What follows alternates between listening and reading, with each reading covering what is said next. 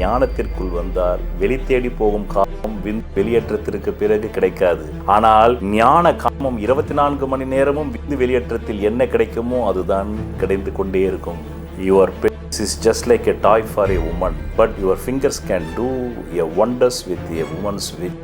இந்த உண்மையை தெரிந்து கொள்வதற்கும் ஞானம் வேண்டும். நாடு பிடிப்பதிலேயோ மதத்தின் பால் எல்லோரையும் மாற்றுவதிலேயோ இந்திய சிந்தனையாளர்கள் ஒருபோதும் ஆர்வம் காட்டியதில்லை. அது 10 பைசாவுக்கு பிரயோஜனம் இல்லாது. முகமதியர்களுக்கென்று தனி சூரிய குடும்பம் இல்லை, அதே போல் கிறிஸ்தவர்களுக்கென்று தனி சூரிய குடும்பம் இல்லை. இருப்பது ஒரு சூரிய குடும்பம், இதில் நீங்கள் எல்லோரும் வாழ்ந்தாக வேண்டும் என்ற தத்துவ சிந்தனையை முதலில் உதித்தது இந்திய தேசம். பகவான் ஓஷோ சொல்வார், இப்போது நடக்கிறது அல்லவா 7/3/2023 அன்று தீவிரவாதிகள் 1200 பேரை சிறைபிடித்து கொல்லவில்லை என்றால் இந்த வாரே வந்திருக்காது. அப்போ ஆரம்ப புள்ளி எங்க இருந்து வருது. ஆனால் தான் பகவான் ஓஷோ சொன்னார், உங்களை ஆளும் 50 நாட்டு தலைவர்களுக்கு கிறுக்கு பிடித்தால் உங்கள் வாழ்க்கை அதோகதினாரு. இன்னைக்கு நம்ம அதோகதியா நிக்கிறோம். ஸ்ட்ரைட் ஆஃப் ஹார்மோஸ் அடிக்க போறான். இப்பவே லாக்டவுன் வந்துருச்சு, இப்பவே கேஸ் தட்டுப்பாடு வந்துருச்சு. இதை நான் மத துவேஷத்திற்காக சொல்லவில்லை, வரலாற்றில் ஏற்கனவே நடந்த நிகழ்வுகளைத்தான் சொல்கிறேன். ஏனென்றால் எந்த ஒரு இந்து மன்னனும் போய்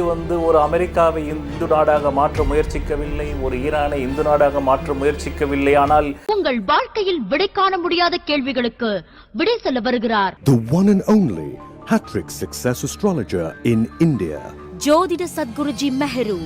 தன் சுய ஜாதகத்தின் மூலம் விழிப்புணர்வு பெற்ற ஒரு மறைபொருள் ஞானி. வணக்கம் என் உலகளாவிய ஜோதிட அன்பர்களே, அன்பிகளே.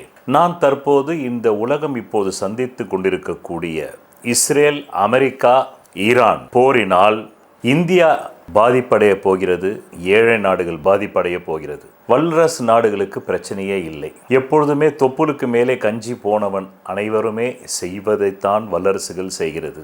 பணக்காரர்களுக்கும் வல்லரசு நாடுகளுக்கும் பெரிய வித்தியாசமே இல்லை. இந்த உலகத்தின் ஒட்டுமொத்த செல்வத்தை 1% மக்கள் தான் 50% வைத்துள்ளார்கள் என்றால் நீங்கள் ஆச்சரியப்படுவீர்கள். மீதம் உள்ள 50% யாரிடம் உள்ளது என்றால் 10% மக்களிடம் கிட்டத்தட்ட 25% உள்ளது. அதன் பிறகு இருக்கக்கூடிய 40% மக்களிடம் வெறுமனே 3% தான் இருக்கிறது. அதனால் நான் ஆரம்பத்திலே ஜோதிடத்தை கற்றுக்கொள்ளும் பொழுது மனிதகுல வாழ்க்கையில் ஏற்படக்கூடிய அனைத்து துன்பங்களுக்கும் துயரங்களுக்கும் இந்த ஜோதிடத்தில் விடை காண முயற்சித்தேன். அப்படி ஏன் நான் விடை காண முயற்சித்ததுக்கு என் அறிவு இசைந்தது என்றால், இந்த ஜோதிடம் என்பது பிரபஞ்சத்தை பற்றி உரைப்பது, நவ கிரகங்களை பற்றி உரைப்பது. இப்பொழுது விஞ்ஞானிகள் கண்டுபிடித்துள்ளார்கள், இந்த சூரியனை போலவே பல மில்லியன் கணக்கான சூரிய குடும்பங்கள் இருக்கலாம் ஆகாயத்தில் என்று. அப்படி என்றால் நாம் வாழ்ந்து கொண்டிருக்கும் இந்த ஒரு சூரிய குடும்பம் மட்டுமே சூரிய குடும்பம் அல்ல. இதை போல் ஆகாயத்தில் குறைந்தபட்சம் 50,000 சூரிய குடும்பங்கள் இருக்கலாம் என்கிறார்கள் இன்றைய நவீன விஞ்ஞானிகள். ஆனால் கபீர் தன்னுடைய தியானத்திலே, நான் தியானிக்கும் போது பல லட்சம் சூரியன்களை கண்டேன் என்கிறார். அப்படி என்றால் ஒவ்வொரு சூரியனுக்கும் ஒரு குடும்பம் இருக்க வேண்டும். அப்படி என்றால் பல லட்சம் சூரிய குடும்பங்கள் இருக்கிறது. அரிஸ்டாட்டிலுக்கு முன்பு வரையில் ஆகாயத்தில் 2000 மைல்களுக்கு அப்பால் சூன்யம் என்று நம்பப்பட்டது. 2000 வருடங்கள் அப்படித்தான் நம்பினோம் அரிஸ்டாட்டிலுக்கு பிறகு. ஆனால் இப்போதுதான் அது ஆகாயத்தில் 2000 மைல்களுக்கு அப்பால் சூன்யம் இல்லை, அங்கே உயிர் துடிப்போடு 50,000 சூரிய குடும்பங்கள் இருக்கிறது என்பதை விஞ்ஞானிகள் கண்டறிந்துள்ளார்கள். அதனால் இந்த பிரபஞ்சத்தை விண்டவரும் இல்லை கண்டவரும் இல்லை என்று சொல்லும் ஒரு பழமொழிக்கு என்ன அறிவியல் உண்மை என்றால், இந்த ஆகாயம், இந்த பூமி, சர்வமும் சேர்த்தால் கடல், அதில் நாம் ஒரு துளி என்றுமே கடலை அறிய முடியாது. ஆனால் கடல் துளியை ஈர்த்துவிடும். அப்படித்தான் நம்முடைய அவை பிராட்டியாரும் கற்றது கைமண் அளவு கல்லாதது உலகளவு என்று சொன்னார் என்றால் அது ஒரு உவமை. காரணம், நீ துளி, உன் ஆயுள் குறைந்தபட்சம் என்பது. அதற்குள் நீ என்ன அறிய முடியும்? மனிதன் இந்த பூமிக்குள் வருவதற்கே பல லட்சம் கோடி ஆண்டுகள் ஆகியிருக்கிறது. இன்றைக்கு அமெரிக்காவிலே வல்லரசு நாடாக இருக்கிறது. எப்படி அமெரிக்கா வல்லரசு நாடாக இருக்கிறது? ஒரே ஒரு வழியில் மட்டும்தான் நீங்கள் வல்லரசாக முடியும். இதை பகவான் ஓஷோ அழகாக சொல்வார். பணக்காரர்கள் எல்லோரும் மலை என்றால் ஏழைகள் எல்லோரும் பாதாளம். ஒரு மலை தானாக உருவாகும் போது பாதாளம் தானாகவே அது இயற்கை ஏற்படுத்திவிடும். எல்லா இமயமலைகளும் பாதாளத்தின் ஆதாரத்தில் தான் இருக்கிறது. ஒரு மலை உயரும் போது அது பக்கத்தில் உள்ள கிராமங்கள் எல்லாம் பூமிக்குள் புதைந்துவிடும். இல்லை என்றால் இருக்கும் இடம் தெரியாமல் போய்விடும். அப்படி பணக்காரர்கள் எல்லாருமே இமயமலை தான். அதனால்தான் நான் முன்பே சொன்னேன், இந்த உலகத்தின் 50% செல்வங்கள், சொத்துக்கள், அசையா சொத்துக்கள் 1% மக்களிடம் உள்ளது. 1%. மீதம் உள்ளது 40%ம் 10% மக்களிடம் உள்ளது. மீதம் உள்ள 10% தான் மிச்சம் உள்ள 40%இடம் உள்ளது. அதனால் இதற்கும் ஜோதிடத்திற்கும் தொடர்பு உண்டு. இப்போது நடக்கும் போருக்கு என்ன நடக்கப் போகிறது குறித்து வைத்துக் கொள்ளுங்கள். வருகின்ற 2 ஏப்ரல் 2026 முதல் 11 மே 2026க்குள் மீனத்திலே ஏற்கனவே சனி பகவான் அமர்ந்துள்ளார். அங்கே அங்காரகன் போகப் போகிறார். ஸ்ட்ரெய்ட் ஆஃப் ஹார்மூஸ் என்று சொல்லக்கூடிய உலகின் 20% கச்சா எண்ணெய் வரக்கூடிய அந்த கடல் பாதிக்கப்பட போகிறது. காரணம், அது இந்தியாவிலிருந்து நேரடியாக நார்த் வெஸ்டில் வருகிறது, வடமேற்கில் வருகிறது, உலகத்திற்கு வடக்கு எல்லையில் வருகிறது. இந்த மேஷம் முதல் மீனம் வரை ரிஷி புங்கவர்கள் ஒவ்வொரு ராசிக்கும் ஒரு திசையை சொல்லியிருக்கிறார்கள். மேஷ ராசி என்பது கிழக்கு திசையை குறிக்கிறது, ரிஷப ராசி என்பது தெற்கு திசையை குறிக்கிறது, மிதுன ராசி என்பது மேற்கு திசையை குறிக்கிறது, கடக ராசி என்பது வடக்கு திசையை குறிக்கிறது, சிம்ம ராசி என்பது தென்கிழக்கு திசையை குறிக்கிறது, அதன் பிறகு தனுசு ராசி என்பதும் தென் கிழக்கு திசையை குறிக்கிறது. இப்போதுக்கு 7 ராசிகள் சொல்லியாகிவிட்டது, மீதம் 5 ராசிகள். இப்பொழுது கன்னி ராசி தென்மேற்கு திசையை குறிக்கிறது, மகர ராசியும் தென்மேற்கு திசையை குறிக்கிறது. அதன் பிறகு விருச்சிக ராசி வடகிழக்கு திசையை குறிக்கிறது, மீன ராசி வடகிழக்கு திசையை குறிக்கிறது. மீதம் 5ம் சொல்லியாகிவிட்டது. அந்த வடகிழக்கு திசையில்தான் ஸ்ட்ரெய்ட் ஆஃப் ஹார்மூஸ் வருகிறது. அங்குதான் சனியும் செவ்வாயும் சேர்கிறார்கள். பழம்பெரும் ஜோதிட நூல் ஒன்று சொல்கிறது, மீனத்தை மீன்கள் வாழும் இடம் அது ஒரு கடற்பரப்பு என்று. அதனால் அந்த இடத்திலே மிகப்பெரிய குண்டு மழைகள் பொழிந்து மிகப்பெரிய சேதாரம், தொலைத்தொடர்பு சேதாரம், வர்த்தகம் பாதிப்பதற்கான வாய்ப்புகள் 190% உண்டு. இதை தடுக்க முடியாதா, இதை நிறுத்த முடியாதா என்றால் 100% முடியும். அது வல்லரசு நாடான அமெரிக்கா கையிலும் இஸ்ரேல் கையிலும் உள்ளது. நான் முன்பே சொன்னேன், கொள்ளை அடிப்பதை தவிர வல்லரசாக முடியாது. ஒரு பணக்காரன் கூட கொள்ளை அடிக்காமல் ஆக முடியாது. பகவான் ஓஷோ சொல்வார், ஒரு ஊரிலே ஒருவர் பணக்காரன் ஆகிவிட்டால் அவர் அந்த ஊரிலே பலரையும் ஏழை ஆக்கிவிட்டார் என்று பொருள். பணக்காரன் ஆவதற்கான ஒரே வழி கொள்ளையடிப்பது, நாடுகளை பிடிப்பது. அதற்கு காரணம், அவர்களுடைய மதம் எந்த விதமான சிந்தனைகளை விதைக்கிறதோ அதன் வழிதான் மனிதன் நடக்கிறான். கிறிஸ்துவ மதம் முழுக்க முழுக்க முழுக்க ஆக்கிரமிப்பு சிந்தனையில் தோற்றுவிக்கப்பட்டது. தேவனின் மைந்தன் இயேசு என்று சொல்லி அதை ஒத்துக்கொள்ள வைக்க கிறிஸ்துவ மிஷனரிகள் இன்று மத மாற்றத்தில் ஈடுபட்டிருப்பதை போல் உலகில் எந்த மதமும் ஈடுபடவில்லை. முதலில் ஒரு நாட்டை மதத்தின் பால் அங்கே இருக்கக்கூடிய பெரும் ஜனத்தொகையிலே அவர்கள் 50% மேல் சேர்க்க விரும்புகிறார்கள். அவருடைய மத கோட்பாடுகளை சொல்லி கடவுளின் ஒரே மைந்தனாம் இயேசு. அதான் பகவான் ஓஷோ கேட்பார், அதன் பிறகு கடவுள் கருத்தடை செய்து கொண்டாரா என்று கேட்பார்.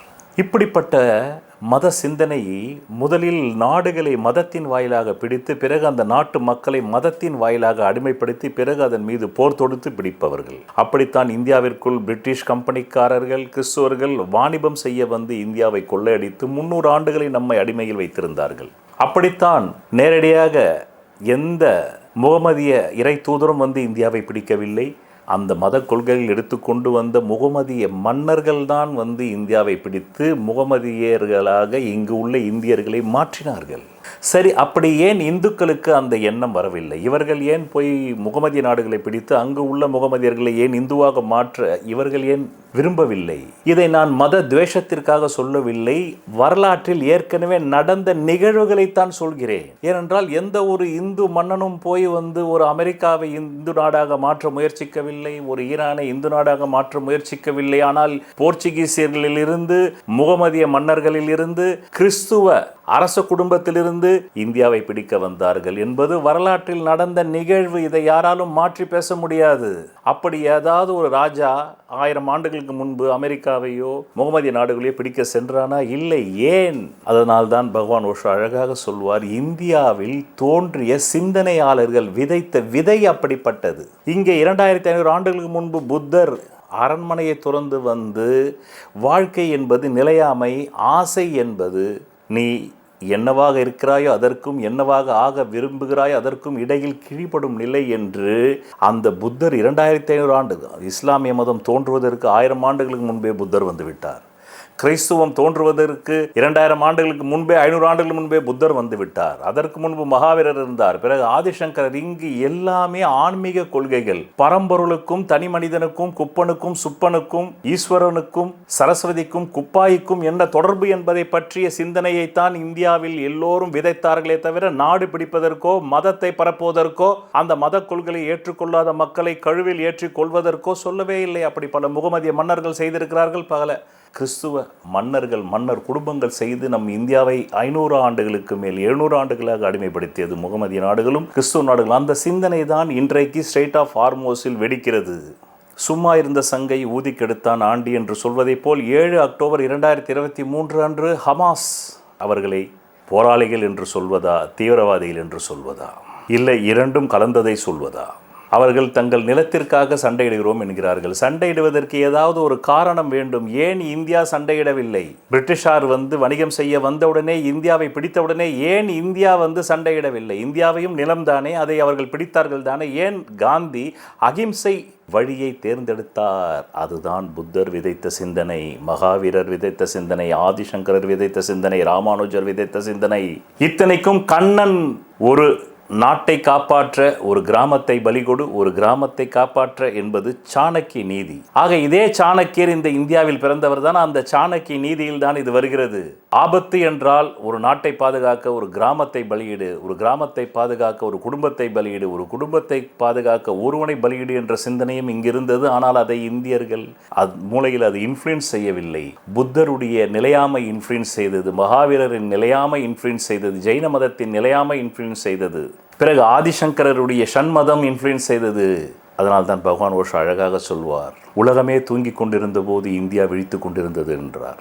நம்மிடத்திலே மின்சாரம் அன்று இல்லாமல் இருக்கலாம், ஆனால் மிக அழகான தென்றல் காற்று வீசி நம்மை தாளாட்டியது.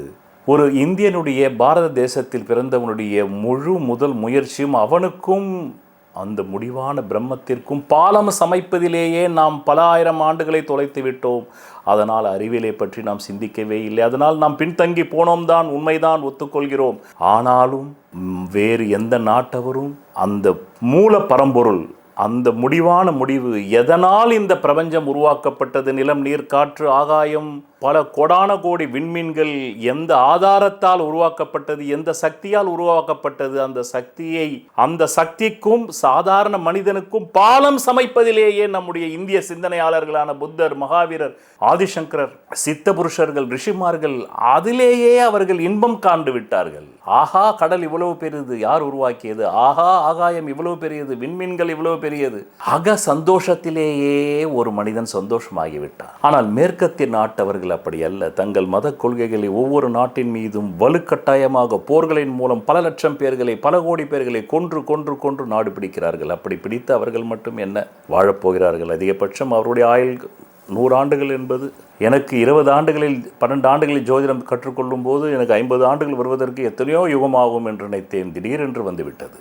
இப்போது 57 இருக்கிறேன். அப்படி நான் கூட இந்த மனித குலம் போர்கள் இல்லாமல், சண்டை இல்லாமல், நோய் இல்லாமல் வாழ முடியாதா என்று ஜோதிடம் கற்றுக்கொள்ளும் போது என்னுடைய ஜோதிட குருநாதரிடம் உலகத்தை பற்றி பேசுவதற்கென்றே அவரிடம் நான் ஒரு அனுமதி பெற்றேன். அப்போது அவர் சொன்னார், நான் சும்மா பேச முடியாது, எனக்கு நீ ஒரு குறிப்பிட்ட தொகை தர வேண்டும் என்றால், இது 2000ஆவது ஆண்டு, அன்றைக்கு 26 ஆண்டுகள் முன்னாடி பெரிய தொகை கேட்டார். கொடுத்து நான் சிங்கப்பூருக்கு முதலில் ஜோதிடம் சொல்ல போனேன் 1999. அப்போது மைக்ரோடோப்பில் கேட்டேன், உன்னுடைய தனிப்பட்ட வாழ்க்கை ஜாதகம் கேட்கக்கூடாது, பொதுவான ஜோதிட கேள்விகள் கேளு என்றால், நான் முதலில் கேட்டது இந்தியா ஏன் வல்லரசாகவில்லை? அப்போது அவர் சொன்ன பதில், ஒரு பலமான ஜாதகம் இந்தியாவிற்கு பிரதமரானால் நிச்சயம் இந்தியா வல்லரசாகும்.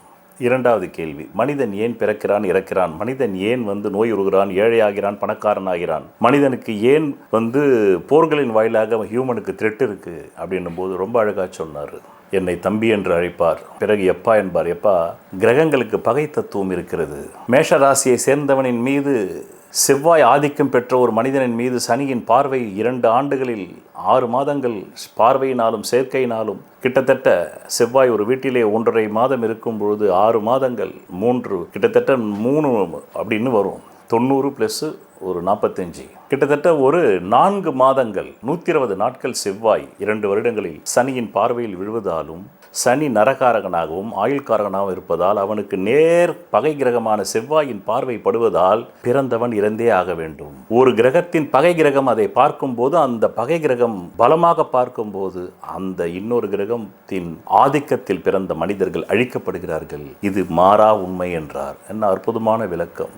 இப்போது நான் உங்களுக்கு பகை கிரகத்தை பற்றி படிக்கிறேன். சூரியன் ஆத்மகாரகனாக வரும்போது சந்திரன் மனோகாரகனாக வருகிறான். இந்த ஆத்மாவுக்கும் அந்த மனதிற்கும் நட்பு இருக்கிறது. அதே போல் சூரியன் ஆத்மகாரகனாக வரும்போது அங்காரகன் என்ற செயல்திறன் காரகன், நம் இரத்தத்திலே சிகப்பு அணுக்களை ஆளும் காரகன், அவன் நட்பாக வருகிறான். அதனால்தான் ஆத்மாவிற்கு அறிவதற்கு செவ்வாயினுடைய இரத்த அணுக்கள் உதவி செய்கிறது. அதே ஆத்மகாரகனான சூரியனுக்கும், ஆத்மா என்றால் ஏதோ ஒரு அருபொருள் அல்ல, அதுதான் உயிர் சக்தி, கரண்ட், அதற்கும் அறிவு காரகனான குருவிற்கும் நட்பு வருவதால் அந்த ஆத்மா அவை அறிவதற்கு அறிவு துணை புரிகிறது. அதனால்தான் திருவள்ளுவர் அறிவுடையார் எல்லாம் உடையார் என்றார். ஆனால் அதே ஆத்மாவிற்கு ஆயுள்காரகனான சனி பகைவனாக வருகிறான். அந்த ஆயுள்காரகனுக்கு ஆத்மா பகையாக வருகிறது. ஒன்றை சொல்கிறேன், குறிப்பிடுத்துக் கொள்ளுங்கள். என் ஜோதிட உலகளாவிய ஜோதிட அன்பர்களும் அன்பிகளும், யாரெல்லாம் தற்கொலை செய்து கொள்கிறார்களோ அவர்கள் ஜாதகத்திலே சூரியனுக்கு 6-8-12 சனி இருக்கும். சனிக்கு 6-8-12 சூரியன் இருக்கும். ஒன்று சனி அஸ்தமனமாக இருக்கும். காரணம், சூரியன் உயிருக்கு அதிபதியாக வரும்போது சனி ஆயுளுக்கு அதிபதியாக வரும். இங்கே பகை தத்துவத்தில் வந்துவிட்டது, பார்த்தீர்களா? ஸோ உயிர்காரகனான சூரியனுக்கு ஆயுள்காரகன் பகை, உயிர்காரகனான சூரியனுக்கு காமக்காரகன் பகை, உயிர்காரகனான சூரியனுக்கு போகக்காரகனான ராகு பகை, உயிர்காரகனான சூரியனுக்கு கொடூர கிரகமான கேது பகை. ஆனால் அதே உயிருக்கு புத்தி சமமாக இருக்கிறது. உயிர் எப்பொழுதும் புத்தியை சமமாக பார்க்கிறது. காரணம், புத்தி தான் இடைநிலை தரகன். அதனால்தான் சூரியனை எப்போதும் பக்கத்திலேயே சுற்றி வருவது புத்தி. அதனால் சூரியனை நீ அறிய வேண்டுமென்றால் புத்தியின் மூலமும் தான் அறிய வேண்டும். அதே போல் புத்தி என்கின்ற புதனுக்கு ஆத்மா என்கின்ற சூரியன் நட்பாக வருகிறது. ஆனால் உயிர் எப்பொழுதுமே காமத்தை பகையாகவும், ஆயுளை பகையாகவும், போகத்தை பகையாகவும், ஞானத்தையும் பகையாகவும் வைத்திருக்கிறது. கேது ஞானகாரகன். அதே ராகு கேதுக்களுக்கு சூரியன் என்ற ஆத்மாவை பகையாக வைத்திருக்கிறது. அதே போல் மனம் என்கின்ற சந்திரனையும் பகையாக வைத்திருக்கிறது. அதே போல் செயல்திறன் கொண்ட செவ்வாயை பகையாக வைத்திருக்கிறது. ஆனால் அதே ராகு கேதுக்கள் பொருளாதாரத்துக்கு அதிபதியான குருவை நட்பாகவும் புத்தியை நட்பாகவும் வைத்திருக்கிறது. அதனால்தான் ஒரு மனிதன் போகத்தில் திளைக்கும் போது அவனுக்கு பணம் தேவைப்படுகிறது.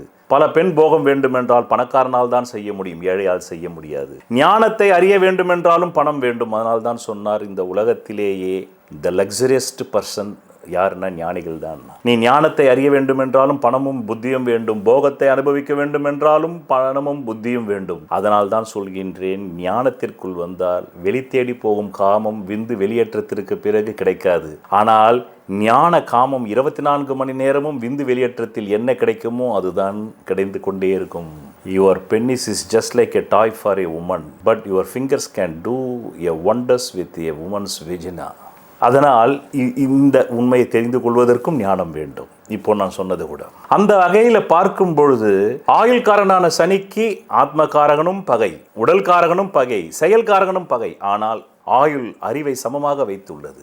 ஆனால் அதே ஆயுள், ஒரு மனிதனுக்கு ஏன் ஆயுள் வளர்கிறது என்றால் அவன் காமம் செய்ய வேண்டும். அதனால் ஆயுள்காரனான சனிக்கு உலக ஜனத்தொகையை படைப்பதற்கு காமக்காரனான சுக்கிரன் நட்பாகவும், புத்தி கிரகம் நட்பாகவும், போக ஞானகாரகன் நட்பாகவும் வருகிறது. அப்படியே அறிவுக்காரனான குருவுக்கு ஆத்மகாரகன், மனோகாரகன், செயல்காரகன் நட்பாக வருகிறது. ஆனால் அறிவு எப்பொழுதுமே புத்தியை பகையாக கருதுகிறது, காமத்தையும் பகையாக கருதுகிறது. ஆனால் ஆயுளையும் போகத்தையும் ஞானத்தையும் சமநிலையில் வைத்துள்ளது. இப்போது செவ்வாயிடம் வருவோம். செயல்காரனான செவ்வாய்க்கு ஆத்மகாரனான சூரியன், அதே போல் சந்திரன் உடல் மனக்காரகன், அறிவுக்காரன் குரு நட்பாக வைத்துள்ளது. ஆனால் அதே செயல்காரனான செவ்வாய் புத்தியையும் போகத்தையும் ஞானத்தையும் பகையாக வைத்துள்ளது. பிறகு அதே செயல்காரகன் சுக்கிரன் என்ற காமக்காரனையும் சனியும் சமநிலையில் வைத்துள்ளது. இப்போது அப்படியே உடல்காரகன் மனக்காரகனுக்கு ஆத்மகாரகன் நட்பாகவும் புத்திக்காரகன் நட்பாகவும் வருகிறது. ஆனால் போக ஞானக்காரகனான ராகு கேதுக்களை பகையாகவும், பிறகு செவ்வாய் என்ற செயல்காரகன், அறிவு என்ற குரு காரகன், காமகாரகன், ஆயுள் காரகனை சமநிலையில் வைத்துள்ளது. அதனால்தான் மனதாலும் உடலாலும் காமத்தை சமமாக அனுபவித்து அதன் வாயிலாக செல்வத்தை பெற்று புத்திர பேரை, குருதான் புத்திர கிரகம், குழந்தை கிரகம். பிறகு ஆயுளையும் சமமாக வைத்துள்ளது. பிறகு காமக்காரனான சுக்கிரன் ஆயுள்காரனான சனியை நட்பாகவும், பிறகு புதன் அறிவையின் நட்பாகவும், ராகு கேதுக்களின் நட்பாகவும், ஆனால் அதே காமக்காரகன் உயிர்காரகனும் மனோகாரகனான சந்திரனை பகையாக வைத்துள்ளது. என் ஜோதிட நண்பர்களே, இந்த நட்பு இப்போது நான் சொன்னேனே, இதற்குள்ளேயே எவ்வளோ விஷயம், கடலளவு விஷயம் இதில் இருக்கிறது. இவ்விஷயம் இப்படி இருக்க நாம் நொந்து கொள்வது பயனற்றது. அதனால் இந்தியா ஏன் வல்லரசு ஆகவில்லை என்றால், இங்கே தோன்றிய சிந்தனாவாதிகள் மதத்தின் பேரால் நாடு பிடிப்பதை பற்றி போதிக்கவில்லை. மாறாக உனக்கும் அந்த பிரபஞ்சத்தையே படைத்த சக்திக்கும் எப்படி தொடர்பினை ஏற்படுத்தி கொள்ள வேண்டும் என்பதிலேயே அவர்கள் குறியாக இருந்ததால் இந்தியா வல்லரசாகவில்லை.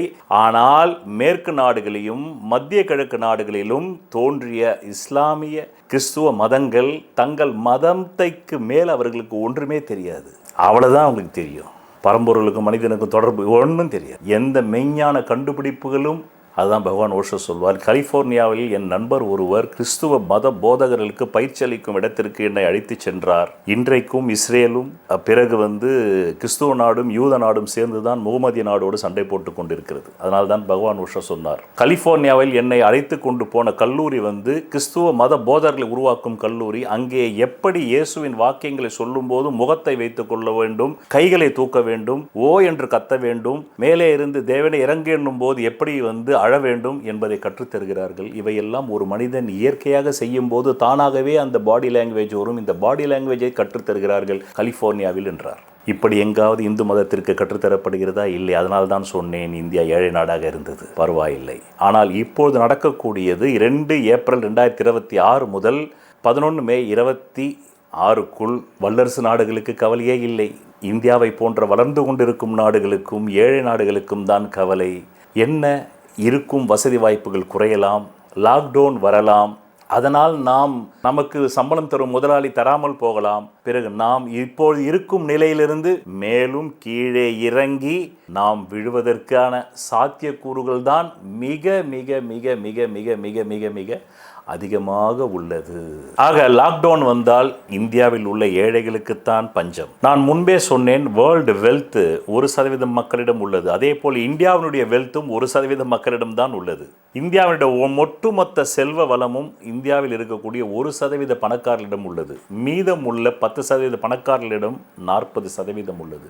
அதற்கு மேல் உள்ள 10% தான் மிச்சம் இருக்கின்ற 89% பேர்களும் ஷேர் செய்து கொள்கிறார்கள். இதற்கும் ஜோதிடத்திற்கும் தொடர்பு உண்டு. ஜோதிடத்திலே 9 கிரகங்களிலே குருதான் 100% சுபகிரகம் என்கிறது. 75% சுபகிரகம் சுக்கிரன். பிறகு சந்திரன் வளர்பிறை தேய்பிரையில் அடிபட்டு போய்விடும். வளர்பிறையாக இருந்தாலும் அடிபட்டு போய்விடும், தேய்பிரை வந்துவிடும். தேய்பிரையாக இருந்தாலும் வளர்ந்துவிடும், வளர்பிறை வந்துவிடும். சரி, புதன் யாரோடு சேரணும் அவன் பாவி. அப்போ கணக்கு சரியா வருதா? ஸோ 9ல் 1%. அதனால தான் உலகத்திலேயே ஒட்டுமொத்த செல்வமும் இந்த குரு ஆதிக்கம் உள்ளவரிடம் போய் சேர்கிறது. இங்குதான் குருவை அறிவுக்காரகன் என்று ஜோதிஷம் சொல்கிறது. திருவள்ளுவர் அறிவுடையார் எல்லாம் உடையார் என்கிறார். வெப்பன் தயாரிக்கிறதுக்கு என்ன வேணும்? அறிவு வேணும். போர்க்கருவிகள் தயாரிக்கிறதுக்கு என்ன வேணும்? அறிவு வேணும். அடுத்தது அதை நுண்ணிய டெக்னாலஜியா மாத்துறதுக்கு புத்தி வேணும். அதனால தான் திக்பல தத்துவத்திலே லக்னம் என்கின்ற கிழக்கு திசையில்தான் அறிவுக்காரகனான குருவுக்கும் புத்திக்காரன புதனுக்கும் திக்பலத்தை நம்முடைய ஜோதிட முனி புங்கவர்கள் அளித்தார்கள். ஒரு ஜாதகத்திலே லக்னத்திலே புதனும் குருவும் அமைந்து விட்டால், ராசியிலோ அம்சத்திலோ, எனக்கு அம்சத்தில் அமைந்திருக்கிறது, அப்படி அமைந்து விட்டால் அவர்களுக்கென்று ஒரு உலகத்தை உருவாக்கி கொண்டு அதில் அவர்கள் ராஜாவாகவும் அவர்களுடைய மனைவியை ராணியாகவும் மாற்றி விடுவார்கள். ஒரு வட்டம் பங்கார் அடிகளார்னா அவர் ஒரு உலகத்தை உருவாக்கிட்டாரு. ஜக்கி வாசுதேவனா ஒரு உலகத்தை உருவாக்கிட்டார். இப்போ நான் ஜோதிட சக்தி மேருன்னா எனக்குன்னு நான் ஒரு 2 லட்சம் சப்ஸ்கிரைபர் உருவாக்கிட்டேன். அந்த ஜோதிடத்தில் இருக்கக்கூடிய சத்தியங்களை கூறும் ஒரு சத்குருஜி. அப்போ அறிவுடையார் எல்லாம் உடையார் என்பதை திருவள்ளுவர் பிறந்து 2000 ஆண்டுகள் ஆகிறது. இந்த ஜோதிஷம் கண்டுபிடிக்கப்பட்டது பல லட்சம் வருடங்களுக்கு முன்பு. அதனால் தான் சொல்கின்றேன், திருவள்ளுவருக்கு ஜோதிடம் தெரியும். இல்லை என்றால் இந்த வார்த்தையை எப்படி சொல்ல முடியும்? இங்கே ஜோதிடத்திலே அறிவு கிரகம் குரு, அதே கிரகம் தான் பண கிரகம், பொருளாதார கிரகம், அதே தான் தனகாரகன். அவர் தான் 100% சுபன். அதனால் தான் உலக செல்வத்தை குரு ஆதிக்கம் பெற்ற 1% பேரிடம் தான் 50% உண்டு. இந்தியாவிலேயும் அதே கணக்கு மாறவில்லை. இந்தியாவிலேயாவது மாறணுமா இல்லையா? 10% பேர்கிட்ட இருக்கணும்ல? இல்லை. எப்படி உலக சொத்துக்கள் உலக பணக்காரர்கள் 1% பேரிடம் இருக்கிறதோ அப்படியே இந்தியாவுடைய ஒட்டுமொத்த செல்வத்தில் 1% பேரிடம் 50% உண்டு. மீதம் இருக்கக்கூடிய 40% 10% பேரிடம், மிச்சம் இருக்கக்கூடிய 10% தான் இந்தியாவுடைய 89% பேரிடம் உள்ளது. அப்ப கணக்கு எங்க மாறிச்சு? குரு சுக்கிரன் ஒரு ஜாதகத்திலே ஷட்பலம் பலம் பார்ப்பது என்பது ராசி கட்டத்திலும் ஆட்சி உச்சம் கேந்திர கோணம் அது ஒரு பலம், பிறகு அம்ச பலம், பிறகு பாவ பலம், அதன் பிறகு நட்சத்திர சார பலம், அதன் பிறகு 6 வகையான பலம் பார்க்கணும். கால பலம், நைசர்கிக பலம், திக்கு பலம், ஜேஷ்டா பலம், சப்த வர்க்கஜ பலம், இப்படி 6 வகையில் ஸ்புடம் போட்டு எடுக்கும்போது ஷட்பலத்தில் ஒவ்வொரு கிரகத்துக்கும் ரூபம் உண்டு. குறைந்தபட்சம் 24 ரூபங்கள் போகிறதுக்கு வாய்ப்பு உண்டு. அதில் ஒவ்வொரு கிரகத்துக்கும் குறைந்தபட்சம்னு ஒரு ரூபம் கொடுப்பாங்க. ஒரு உதாரண செவ்வானா 5 ரூபம், 5 ரூபத்துக்கு மேலே அவர் எத்தனை ரூபம் 24 வாங்குறாரோ அவ்வளோ பலம். 5க்கு மேலே 24 ரூபங்கள் எவ்வளோ போதோ அவ்வளோ பலம். அந்த ரூபம் என்பது 100 புள்ளிகள் சேர்ந்தது ஒரு ரூபம். அப்படி 24 அப்படின்னா 24 × 100 புள்ளிகள் அப்படி போகும். இதெல்லாம் தெரிஞ்சிக்காமல் ராசி பலன்லையே நான் கோடீஸ்வரன் ஆகணும்னா எப்படி முடியும்? முடியாதுல்ல. அப்போ இவ்வளோ உண்மைகள் இது அத்தனை என்னுடைய ஒரு தனிப்பட்ட ஜாதகத்தை தெரிந்து கொள்வதற்கு நான் தெரிந்து கொண்டேன். உங்களுக்கெல்லாம் உட்காந்து ஜோசியம் சொல்லணுன்றதுக்காக நான் தெரிஞ்சுக்கல. இதை நான் செல்வந்தன் ஆவேனா நான் நினைத்தது நடக்குமா? பிறகுதான் இதையெல்லாம் தெரிந்து கொள்வதற்கே எனக்கு 10 ஆண்டுகள் ஆனது. தெரிந்து கொண்டது அனுபவத்தில் நடக்கிறதா என்பதை பார்ப்பதற்கு 20 ஆண்டுகள் ஆனது. ஆனால் பல பேர் ராசி பலனில் ஒரே ஒரு மருந்து, குஷி பாலாஜி மாதிரி கேட்குறாங்க, ஒரே ஒரு மருந்து எல்லா பிரச்சனையும் தீர்ந்துடணும். ஒரு ராசி பலன் எல்லா பிரச்சனையும் தீர்ந்துடணும். எப்படி தீரும்? ஒன்றும் தீராது. அப்படி என்றால் இந்த இந்தியா முழுக்க முழுக்க அகச்செல்வங்களை தேடுவதிலேயே காலத்தை இப்போது பாருங்க. இந்த ஜோதிஷத்தை யார் கண்டுபிடிச்சது? இந்த ஷட்பலத்தெல்லாம் யார் கண்டுபிடிச்சது? இந்தியர்கள். அதனால் நாடு பிடிப்பதிலேயோ மதத்தின் பால் எல்லோரையும் மாற்றுவதிலேயோ இந்திய சிந்தனையாளர்கள் ஒருபோதும் ஆர்வம் காட்டியதில்லை. அது 10 பைசாவுக்கு பிரயோஜனம் இல்லாதது. முகமதியர்களுக்கென்று தனி சூரிய குடும்பம் இல்லை, இஸ்லாமியர்களுக்கென்று. அதே போல் கிறிஸ்தவர்களுக்கென்று தனி சூரிய குடும்பம் இல்லை. இருப்பது ஒரு சூரிய குடும்பம், இதில் நீங்கள் எல்லோரும் வாழ்ந்தாக வேண்டும் என்ற தத்துவ சிந்தனையை முதலில் உதித்தது இந்திய தேசம். அதனால்தான் பகவான் ஓஷோ சொல்வார், இப்போது நடக்கிறது அல்லவா 7/3/2023 அன்று அமாவாதிகள் 1200 பேரை சிறைபிடித்து கொல்லவில்லை என்றால் இந்த வாரே வந்திருக்காது. அப்போ ஆரம்ப புள்ளி எங்கே? அமாவாதிகிட்ட வருது. நீங்கள் போராளின்னு சொன்னாலும் தீவிரவாதின்னு சொன்னாலும் ஒன்று இஸ்ரேலில் ஜெயிக்கிற அளவுக்கு வசதி இருக்கணும், வாய்ப்பு இருக்கணும், டெக்னாலஜி இருக்கணும். நீங்கள் வல்லரசாக இருந்தால் சண்டை போட்டிருக்கலாம். வெறும் போய் இது எப்படி இருக்குன்னாக்கா, சிங்கம் திரும்பி இருக்கும்போது சீண்டிட்டு அதுக்கப்புறமா அது நம்ம குடும்பத்தையே அழிச்சிட்டு போகிற மாதிரி இருக்குது. அதனால் 70,000 ஹமாஸ் காசா மக்கள் இறந்தார்களே, இது எப்படி அறிவில் சிறந்ததாக இருக்கும்? அன்னைக்கு 7 அக்டோபர் 2023 அன்று அந்த ஹமாஸ் போய் இஸ்ரேலியர்களை தாக்கவில்லை என்றால் இன்னைக்கு ஈரான் பற்றி எரியாது, கமேனி இறந்திருக்க மாட்டாரே. அதனால் தான் பகவான் ஓஷோ சொன்னார், உங்களை ஆளும் 50 நாட்டு தலைவர்களுக்கு கிறுக்கு பிடித்தால் உங்கள் வாழ்க்கை அதோகதினார். இன்றைக்கி நம்ம அதோகதியாக நிற்கிறோம். ஸ்ட்ரைட் ஆஃப் ஹார்மோஸை அடிக்க போகிறான். இப்போவே லாக்டவுன் வந்துடுச்சு, இப்போவே கேஸ் தட்டுப்பாடு வந்துடுச்சு. இதுக்கு யார் காரணம்? இதுக்கு வித்திட்டது யார்? நீங்கள் சொல்லலாம் அது 4000 ஆண்டு பகை, எங்கள் பாலஸ்தீனத்தில் அவன் உட்காந்துட்டான்னு. சரிப்பா, அடித்து இஸ்ரேல் அன்னையோடு நீங்கள் சரண்டர் ஆக்கி நீங்கள் அங்கே கொடியை நாட்ட முடிஞ்சா போய் அடிங்க தாராளமாக. அதுதான் உங்களால் முடியலன்னும் போது ஏன் அடிச்சிங்க? இப்போ நீங்கள் அடித்ததுனால காசா மக்களும் 70,000 பேர் சத்தான். இன்றைக்கி லாக்டவுன் வந்தால் உலகம் ஃபுல்லாக எத்தனை பேர் மீண்டும் ஏழையாக போகிறான்? ஏதோ ஒரு 5 லட்சம் சேர்த்துருப்பான். அந்த 5 லட்சமும் போயிட்டு மீண்டும் பிச்சைக்காரனாக மீண்டும் அந்த 5 லட்சம் சேர்க்கறதுக்குள்ளேயே அவன் வாழ்க்கையில் செத்து போவானே. மீண்டும் அந்த நிலைமையை பிடிக்கிறது. இப்போல்லாம் இன்றைக்கி ஒரு ஸ்டேட்டஸ் இருக்குதுன்னா அந்த ஸ்டேட்டஸை இழந்துட்டா மீண்டும் அதை பிடிக்கிறதுக்குள்ளேயே நம்ம செத்து போவோம். அப்புறம் நீ எங்கேருந்து ஒரு வீடு வாங்கி ஒரு கார் வாங்கி கொஞ்ச நாளாவது வேர்ல்டு டூர் போயிட்டு எப்படி வர முடியும்? இந்த உலகத்தை பூமியை சுற்றி பார்க்க வேணாமா? நாம இந்த பூமிக்குள்ளே நம்ம வந்திருக்கோமே, இந்த பூமியை சுற்றி பார்க்கறதுக்கே 15-20 லட்சம் ஆகுமே உனக்கு. அப்போது யாரோ சில அறிவிலிகள் அறியாமையில் செய்வது எத்தனை நாடுகளில் உள்ள ஏழைகளை பாதிக்கிறது, எத்தனை நாடுகளில் உள்ள முன்னேற துடிக்கும் இளைஞர்களை பாதிக்கிறது, எத்தனை நாடுகளில் கல்வி கற்கும் மாணவர்களை பாதிக்கிறது, நடுத்தர வர்க்கம், ஏழை வர்க்கம். நீங்கள் அடிச்சிங்கன்னா விட்டுட்டு போகிறதுக்கு அவங்கன்னா இந்தியாவா? இஸ்ரேல் கிடையாது. அந்த இனம் 4000 வருடங்களாக ஹோலோகாஸ்டில் அடிபட்டு அவங்க இனி நாம் டெக்னாலஜி இல்லைன்னா நம்மளை இந்த உலக மக்கள் கொண்டுடுவாங்கன்னு நீங்கள் தூங்கும்போது உங்கள் பெட்ரூமுக்குள்ளேயே ஏவுகணையை அனுப்புகிறான், உங்கள் பெட்ரூமுக்குள்ளேயே ஏவுகணையை வைக்கிறான். அதையும் உங்களால் கண்டுபிடிக்க முடியல. அதனால் என்னுடைய ஆர்வத்தை இப்போது குறித்து வைத்துக் கொள்ளுங்கள். இந்த பகவான் ஓஷோ என்ன சொன்னார்? இந்த இந்த பூமி என்றாவது ஒரு நாள் அழியுமே, ஆனால் இந்த அரசியல்வாதிகள் தான் அதற்கு காரணமாக இருப்பார் என்றால், ஆனால் நான் சொல்கிறேன், இந்த பூமி என்றாவது ஒரு நாள் அழியும் என்றால் அதற்கு இஸ்ரேலும் முகமதிய நாடுகளும் கிறிஸ்துவ நாடுகளும் தான் காரணமாக இருக்கும். இந்தியா ஒருபோதும் காரணமாக இருக்காது. இவர்கள் மூவரும் சேர்ந்து இந்த பூமியை அழித்து விடுவார்கள் என்பது என்னுடைய ஆருடம் குறித்து வைத்துக் கொள்ளுங்கள். அது நடக்க போகும் தேதி, அதில் ஒரு சின்ன கிளிம்ஸ் தான் இப்போ நீங்கள் பார்க்க போறீங்க. 2 ஏப்ரல் 2026 முதல் 11 மே 2026க்குள்ள எத்தனை பேர் இந்தியாவில் வாழ்வு இழக்க போகிறாங்களோ, எத்தனை பேர் ஏழையாக போகிறாங்களோ, எத்தனை பேர் வீடை வைக்க போகிறாங்களோ, எத்தனை பேர் காரை வைக்க போகிறாங்களோ, எத்தனை பேர் பொண்ணுக்கு நகை சேர்த்து வச்சுருந்துமே அந்த நகையெல்லாம் கொண்டு போய் அடமானம் போட போகிறாங்களோ, எத்தனை பேர் மீண்டும் 20 ஆண்டுகள் பின்னோக்கியோ 5 ஆண்டுகள் பின்னோக்கியோ 10 ஆண்டுகள் பின்னோக்கியோ பொருளாதாரத்தில் போகிறாங்களோ தெரியாது. இந்த எல்லா புகழும் அந்த 3 நாடுகளுக்கே சேரும். இஸ்ரேல், முகமதிய நாடு, பிறகு அமெரிக்கா. அதில் குறிப்பாக இஸ்புல்லா, ஹமாஸ், ஈரான் இவர்களையே சாரும். பிறகு அமெரிக்கா இதற்கு துணை. அமெரிக்காவின் துணை இல்லாமல் இஸ்ரேலால் அடிக்க முடியாது ஈரானை. வல்லரசு. ஆக வல்லரசுக்காரன் நினைப்பதுதான் நடக்க வேண்டும். இந்தியாவில் யார் செத்தால் அவனுக்கு என்ன, பாகிஸ்தானில் யார் செத்தால் அவனுக்கு என்ன, அவன் நாட்டிலேயே ஏழைகள் செத்தால் அவனுக்கு என்ன. வல்லரசு நாட்டின் அதிபராக ஒருவர் முடிசூடி கொண்ட பிறகு அவர் நினைத்ததை ஈரான் செய்ய வேண்டும், அவர் நினைத்ததை இஸ்ரேல் செய்ய வேண்டும், அவர் நினைத்ததை பாகிஸ்தான் செய்ய வேண்டும், அவர் நினைத்ததை இந்தியா செய்ய வேண்டும். இல்லையா நாங்கள் உங்களை அழிப்போம், உங்களுக்கு சக்தியும் வல்லமையும் இருந்தால் எங்களை அழிக்க வாருங்கள் என்று அழைப்பு விடுக்கிறார்.